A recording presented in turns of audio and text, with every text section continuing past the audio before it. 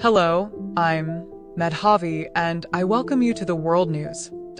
Now, recently, you must have seen many articles published regarding this news where it is written that India has received $111 billion remittances in 2022.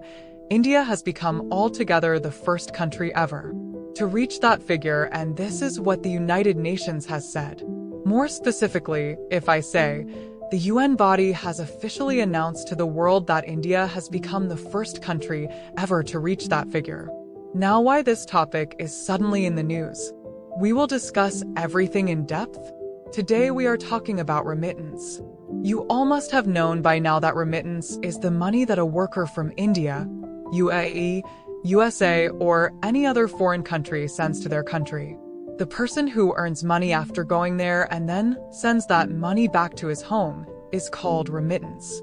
This is $111 billion. The government of India has not received this money. There are various types of workers in abroad. Someone is doing agriculture work, someone is a data scientist, someone is in the field of IT.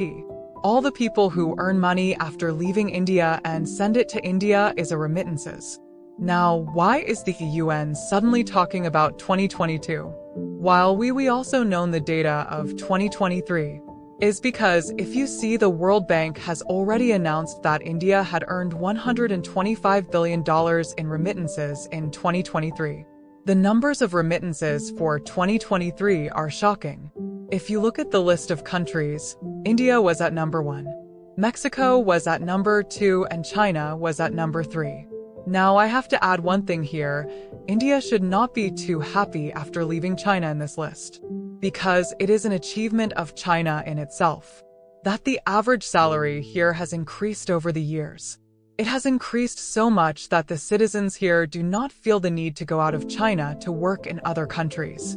Today, on an average, these people earn between $2,000 to $10,000 depending on their skills.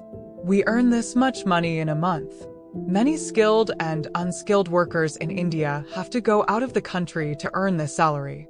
So even if we do, we can celebrate that $125 billion have returned to the country, but at the same time, we also have to see that these people have gone out of the country because they were not getting such high-paying salaries in the country. And the World Bank has also made a prediction that the remittances to India in 2024 this will reach $135 billion. Now, there is a big reason behind this. Firstly, as I told you, there are not so many high-paying jobs in India. Otherwise, many Indians have to go to USA or UAE or Saudi Arabia to work. Secondly, the factor here is that the value of rupee is continuously falling. Just think for yourself. If you are in USA, you have $100,000.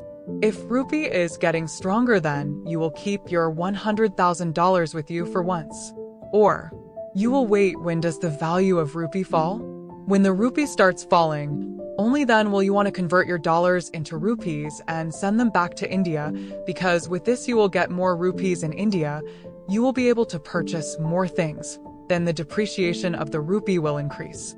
The value has fallen because of that. Now we are seeing that remittances are continuously coming to India in record-breaking numbers. And if you are wondering why suddenly the UN is talking all this, then see, there is a very important body under the UN. This is the International Organization for Migration. Its headquarters, you will find them in Geneva. These people publish reports about the migration that takes place across the world, either for workers or for other purposes, which is very famous. So in the report of 2024 that has been published, they have extensively written about India, that in the matter of remittances, India is the king.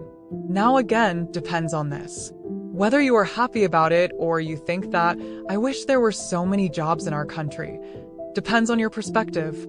But India has been mentioned more than 90 times in this report, and the most interesting data you will get to know in this entire report is you will get to know, in the whole world, what are the top country-to-country migration corridors.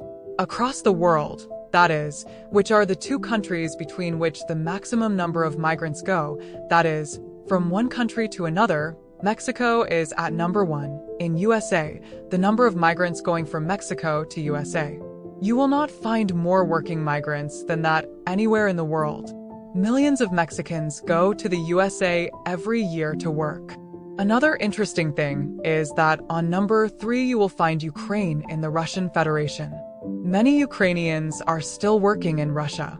Yes. Do they have jobs there and some are the artists, or are they doing business in some other way? The ties between the two countries regarding money are so deep, but still due to the war both the countries have suffered losses. Then number 4. You will get India, UAE. Now this is quite interesting because in terms of numbers, more Indian migrants go to work in UAE, but India gets more remittances from USA. So you can say that the people who go to work in UAE, they are not earning as much as they are people who are earning in USA. Because the Indians who are working in USA are mostly in the IT field, there are better paying jobs and hence USA is the top remittance source for India. Once a time UAE, it used to be first. Today it is USA. So look here, I would like to know your opinion. Do you feel proud after seeing these numbers? The UN, which openly says that India is the first country ever to reach this figure? For once, you can feel proud and say here that India's foreign policy is so good today that we have made trade deals with many countries and have created space for Indian workers in those countries. For example, if we look at Israel, many Indian workers will go to Israel. A lot of remittances will come from there. You will see this in the reports of 2024-2025. But for once you can say that if India's foreign policy was not so good, then Indian workers do not get easy access in so many countries. On the other hand, you can also say that if we look at China, it is $50 billion and it is not that it is so less because the workers of China are not skilled. This is the reason for this.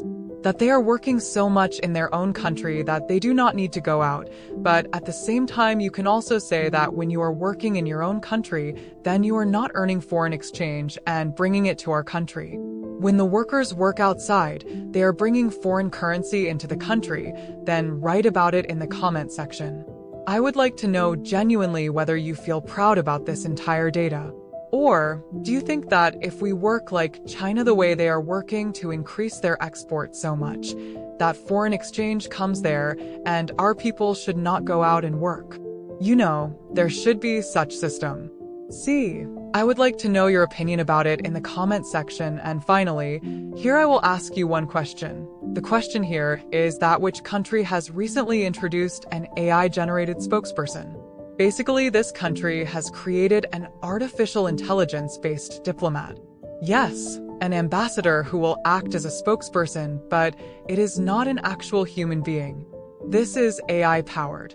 Tell me which country has recently created the world's first AI-powered diplomat.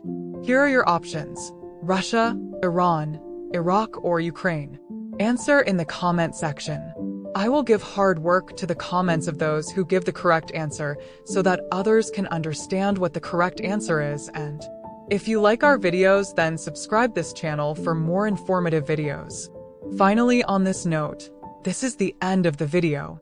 Thank you for listening, and as always, may the God watch over you.